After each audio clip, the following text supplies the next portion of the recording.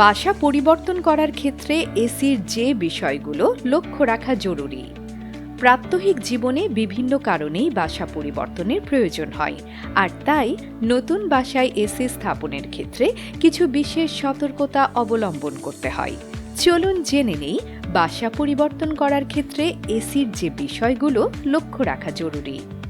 AC খোলার আগে এসিটি সঠিকভাবে বন্ধ করতে হবে। এরপর এসির বৈদ্যুতিক সংযোগ কেবলগুলো আনপ্লাগ করুন। এসি খোলার পর এমনভাবে প্যাকেজিং করতে হবে যেন হালকা ঝাঁকি বা নাড়াচাড়াতেও এসির কোনো ক্ষতি না হয়। এক্ষেত্রে প্রয়োজনীয় ম্যাটেরিয়ালস ব্যবহার করতে পারেন।